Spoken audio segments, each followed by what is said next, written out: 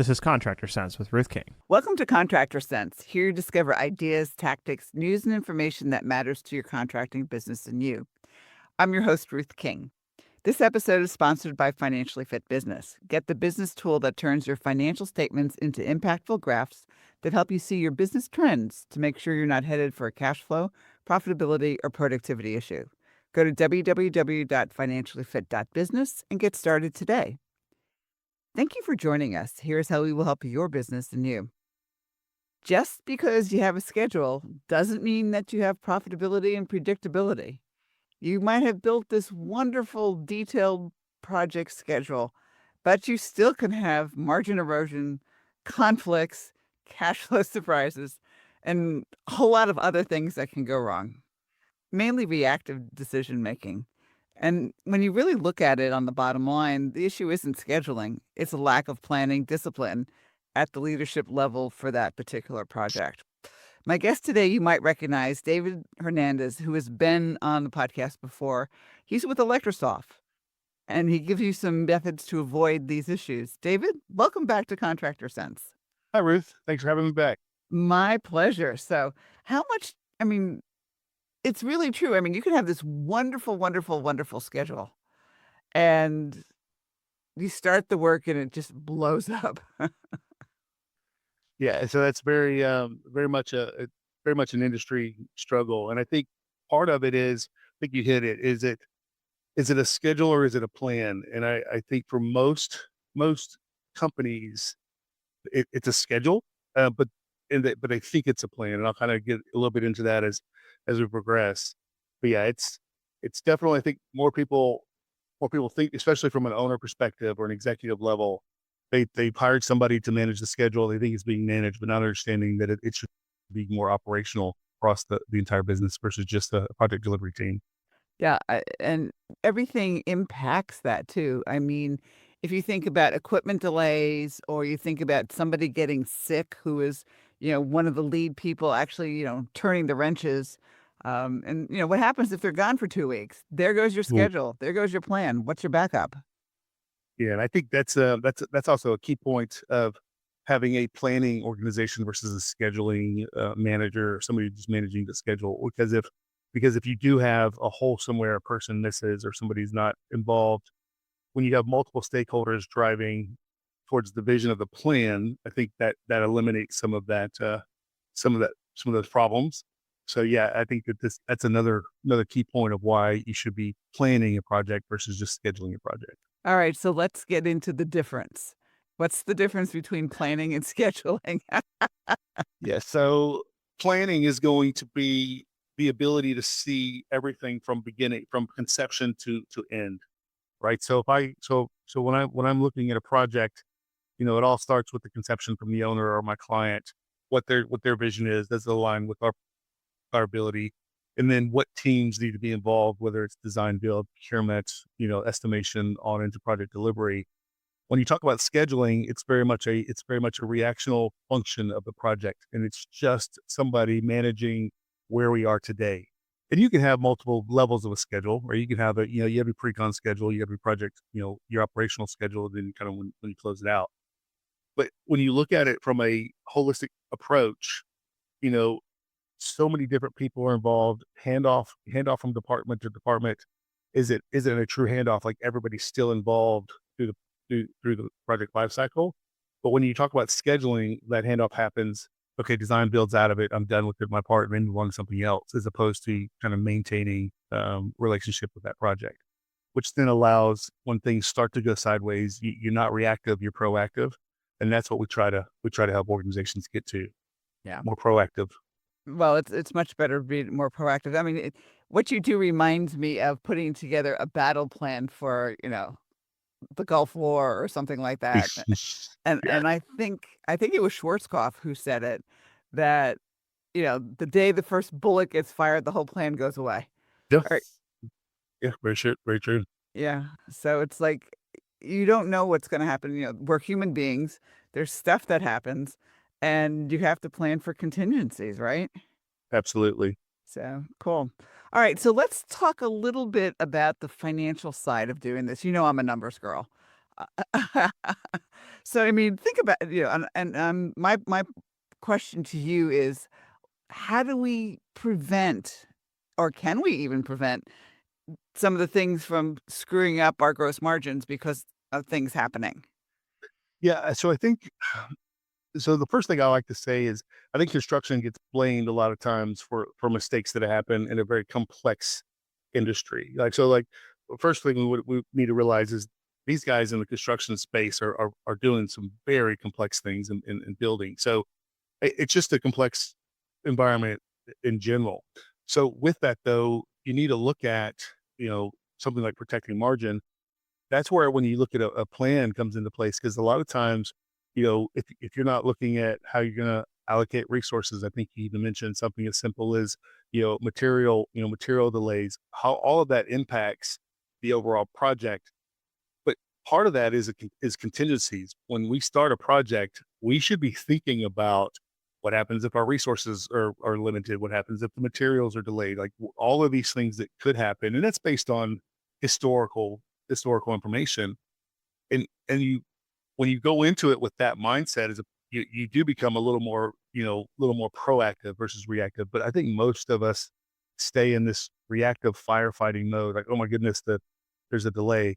So I think when you step back and look at what level of, I kind of put it on a level of planning maturity. Are we reactive? Are we coordinated? Or, do we have some governance in place? Or are we even working for a predictive mindset? Like those levels, you start to mitigate a lot of these problems. And the biggest one is, margin erosion. That profitability, leakage is a big one. Yeah, and the one that drives everybody, at least in my perspective, drives everybody absolutely crazy is, okay, the equipment's going to be 3 weeks late, which means we can't do it there, but we're going to expect you to finish the job on time, which means overtime. Yes.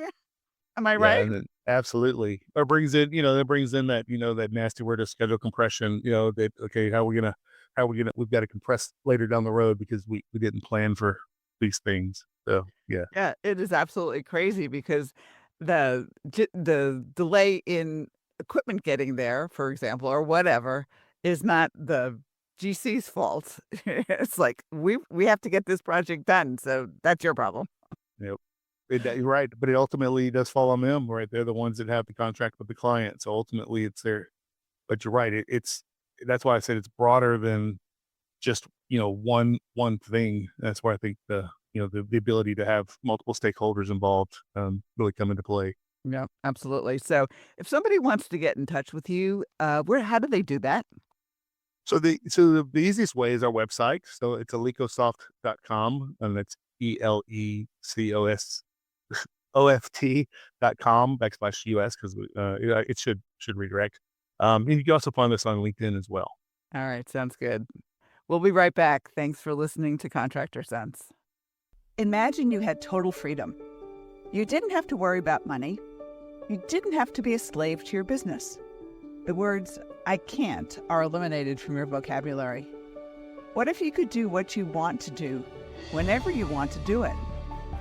A financially fit business could give you that freedom. How? By knowing what your financial statements are telling you and taking action based on what they say. You can do this in less than 10 minutes a month, at an investment of less than taking your family out to dinner once a month.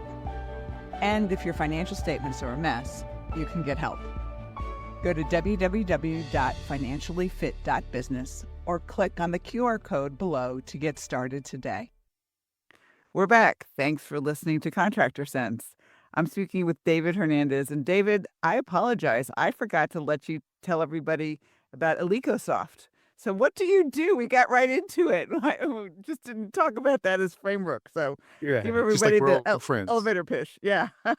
Yeah. So ElecoSoft is a global software provider. We operate in multiple continents across the globe. I run North America. So, but our primary offering in the U.S. is planning scheduling. So it's ASTA. And it's our core product actually throughout the organization. But we also offer tools in project portfolio management and also asset management. But for me, our core offering in the U.S. is our planning scheduling tool. Cool. So you actually then can see how like leadership screws up. right?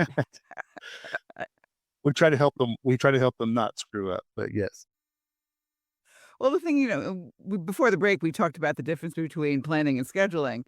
And if the leaders don't understand the difference between planning and scheduling, that's already starting it off on the wrong foot. yes, absolutely, and it creates a lot of other problems that that they may not realize as it comes down as it starts to kind of progress. Yeah.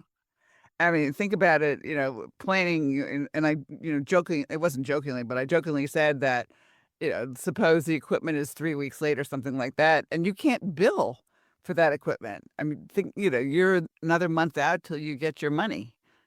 Cash flow, minor detail, right?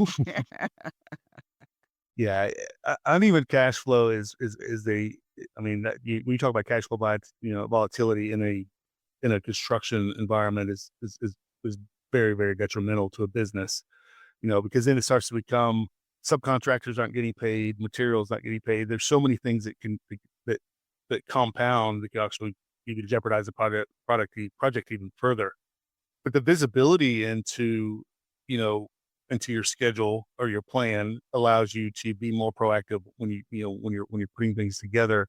Okay, you can start to map out that predictive scheduling and predictive billing a lot better as well. Right. And and if you have predictive scheduling and predictive billing, you should have more predictive cash flow. Absolutely. Now that Yes. well, it assumes that the GC pays you on time, of course. Yeah. And that's not something you can do with software. That needs to be actually somebody gets a check or a wire transfer or an ACH or something along those lines. So, all right. So one of the other things that can be really affect you is if you're smaller and you don't do this right, it's hard to take 2 or 3 projects on at once, right? So scaling becomes difficult. Yes, and so I think probably that's the one of the more important areas when you're talking about how you set up your organization. Um, you know, in a reactive in kind of small projects, being reactive isn't as detrimental. It's still detrimental, but as you start to scale, if you're doing a $1 million project versus $100 million project, Oh my god. when things break at $100 million, it's a lot more devastating than a million. It's still devastating, but and so the ability, a lot of companies that are trying to get to that next level of complexity and starting to scale their business and do more complex projects, if they're stuck in kind of that reactive scheduling mindset versus moving to planning maturity, it's really, really going to be a problem for them as they start to scale their business. Well, you have the issues that you don't see the whole picture if you're only looking at the schedule. Absolutely. Yeah, it's about building systems, right? And so we talk about the three pillars, process, people, process, technology. Mhm. If you don't have the people in the process in place, especially when you start to scale, the technology piece is irrelevant. And so you can add technology all you want, but it's still the amount of data. Is it good data? Is it bad data? But you're still kind of operating in that reactive mindset. The technology is not going to do you a whole lot of good. So aligning your people with a organizational planning mindset, having the right processes so that you operate as a system. So like you said, if somebody's not there or somebody is a piece is removed, that the system continues to operate. Those are the two pillars that really, really matter. And then the technology then comes into play and it starts to become a better tool for you versus, more of a drag or a burden. Right. And the systems and the procedures and the processes need to be in place because if that expert person, the one who has the most technical experience for this particular project happens to get hit by a truck, not that I want them to get hit by a truck, somebody needs to be able to pick it up and take it forward. And that is all systems and processes. Absolutely. And a lot of times, a piece that doesn't get noted is the visibility for executives and owners. And so part of the systems and processes in place is to get better visibility so that you can get better decisions. And so the owner doesn't become a bottleneck because they don't have the right information. When they have the right information, they're able to move, the business strategically how they need to versus constantly asking for more information and more data. So I think that's another piece it's important. It's helping get that visibility to the owners as well. Right. And driving everybody crazy with their data requests. Absolutely. Absolutely. So from there, final thoughts. Um, for me, the final thoughts is, it sounds easy, right? Shifting from a, scheduling mindset to a planning. And most companies probably think that they're already there. My final thoughts would be just to kind of, for companies to just take a step back and look at currently how they're operating across, cross functionally to all their departments.